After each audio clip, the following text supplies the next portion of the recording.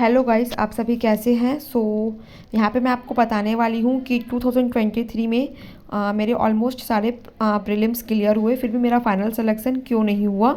And आप अगर आपका ये फर्स्ट अटेम्प्ट है या सेकंड या जो भी है, तो यहाँ पे अभी आपके पास 3 to 4 मंथ्स है बैंक एग्ज़ाम्स के लिए। यहाँ पे मैं जो बताने जा रही हूँ, अगर आप उस पर काम कर लेते हैं तो इस बार आपका फाइनल सिलेक्शन होने से कोई भी नहीं रोक सकता। क्योंकि यहाँ पे मैं आपको जो बताने जा रही हूँ वो हो सकता है अगर आप पहले अटेम्प्ट में समझ जाएं तो आपका इसी बार में हो जाएगा, वरना ओवरऑल ये बात मुझे अब समझ आई है तो कभी ना कभी आपको समझ में आएगी एंड आप इस पे काम करेंगे तभी आपका सिलेक्शन हो पाना पॉसिबल है। सो सबसे जो पहली गलती मेरी रही है 2023 में, वो रही है फॉर्म फिलअप करने में।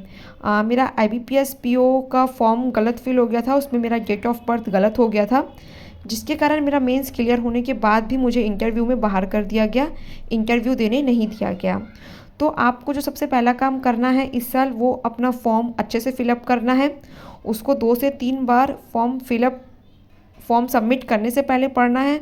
सबमिट करने के बाद भी आपको एक बार अच्छे से पढ़ना है, अच्छे से देखना है। अगर फिलअप करने के बाद भी आपको लग रहा है कि हाँ कहीं पे आपकी मतलब अगर आपकी कोई गलती हो गई है कहीं पर, तो आप वापस से फॉर्म फिलअप कर दीजिए। उसमें कोई भी रिस्क लेना बिल्कुल भी सही नहीं है, क्योंकि काफ़ी ज़्यादा स्ट्रिक्ट होता जा रहा है। आपको प्रीलिम्स एंड मेंस में तो बिल्कुल पता नहीं चलेगा, आप आराम से दे देंगे, लेकिन जब आप इंटरव्यू के लिए जाएंगे और आपके फॉर्म में गलती रहेगी तो आपको वहाँ पे बाहर कर दिया जाएगा और आपकी पूरी मेहनत वेस्ट हो जाएगी। सबसे पहला काम आपको 2024 में करना है कि आपका फॉर्म अच्छे से फिलअप करना है एंड उसको चेक करना है। अगर कुछ गलती हो जाए तो फॉर्म दोबारा से फिलअप कर देना है। सेकंड जो मुझे इस साल लगा, जो कि मेरे सिलेक्शन जिसके कारण मेरा नहीं हो पाया, वो रहा इंग्लिश। मेरा इंग्लिश वैसे एवरेज है या कई बार एवरेज से अच्छे मार्क्स भी आते हैं। प्रीलिम्स में तो फिर भी ठीक आ जाता है, लेकिन मेंस में मेरे मार्क्स काफ़ी कम रहे, जिसके कारण मेरा सिलेक्शन नहीं हो पाया।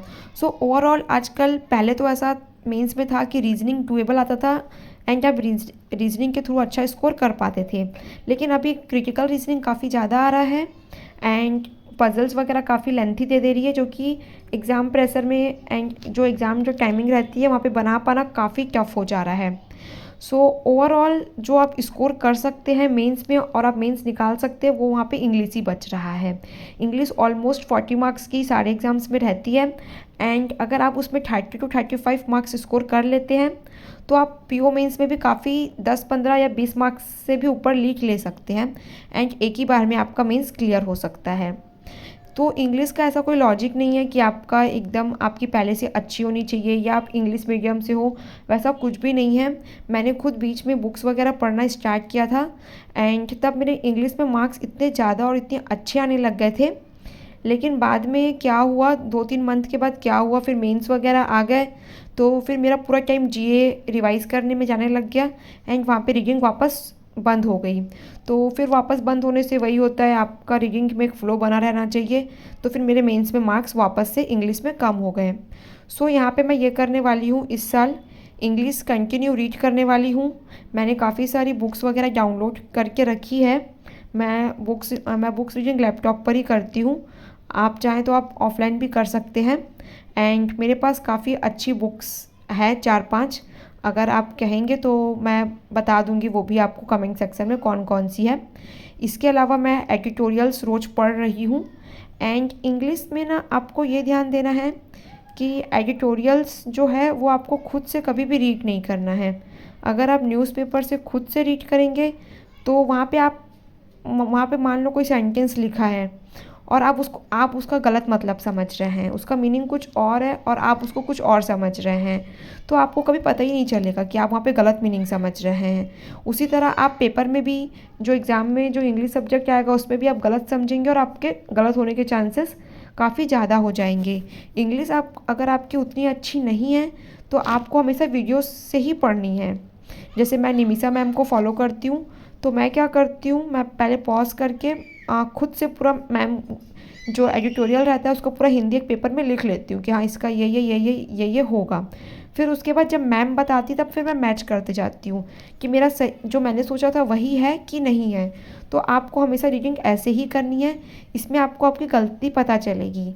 जो आप एडिटोरियल्स करते हैं वो, जो आप न्यूज़पेपर से रीड करते हैं वो एक काम निपटाई टाइप हो जाता है कि आपने रीड कर लिया और उसका ये मतलब समझ लिया, है ना। कई बार ऐसा हो जाता है कि आप जो समझ रहे रहते हैं वो उसका रियल मीनिंग नहीं होता। तो अगर आपकी इंग्लिश अच्छी है, आप कॉन्फिडेंट हैं हाँ कि आप जो पढ़ रहे हैं वो सही है, तो फिर आप करिए फॉलो न्यूज़पेपर पढ़ना। अदरवाइज़ आप कोई वीडियो से ही करें जिसमें आपको तुरंत तुरंत अपनी गलतियाँ पता चले। मैं यही करने वाली हूँ और मैं यही कर भी रही हूँ। एडिटोरियल्स पढ़ रही हूँ, बुक्स पढ़ रही हूँ, क्योंकि ओवरऑल आपका सिलेक्शन इंग्लिश से ही होने वाला है ना। अगर आप SBI PO देखते हैं तो SBI PO में 40 मार्क्स आई थिंक इंग्लिश के रहते हैं एंड 50 मार्क्स डिस्क्रिप्टिव के हैं। सो अभी से मैंने राइटिंग प्रैक्टिस भी स्टार्ट कर दी है। अगर आपका भी टारगेट SBI PO है तो आप अभी से राइटिंग प्रैक्टिस चालू कर दीजिए। आप क्या करेंगे, अभी इंग्लिश, रीजनिंग, क्वांट्स, ये सब में टाइम देंगे, लेकिन ये सब से कुछ भी, है ना, ये सब से आप मुश्किल से 20-25 नंबर या उतना भी नहीं ले पाएंगे।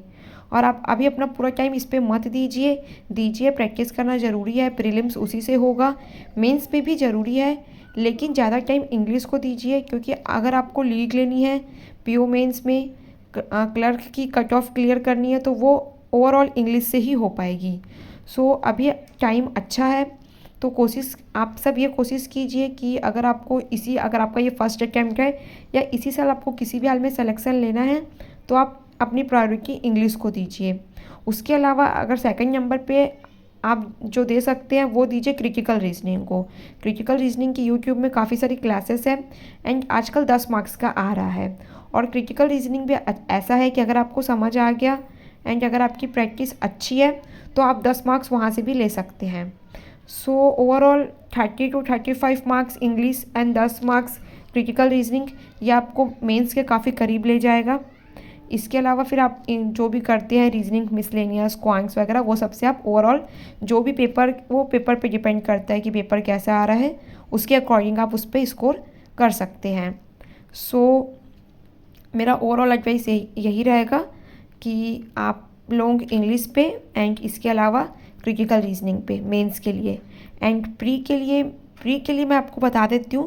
पहले ऐसा होता था कि मेरा कोई भी प्रीलिम्स क्लियर नहीं होता था, क्योंकि क्या होता है, जो ऑलिव बोर्ड है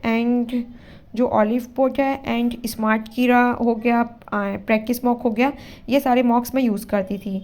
ये सारे मॉक्स में क्या होता है, आपको प्रीलिम्स के 20 मॉक्स मिलते हैं।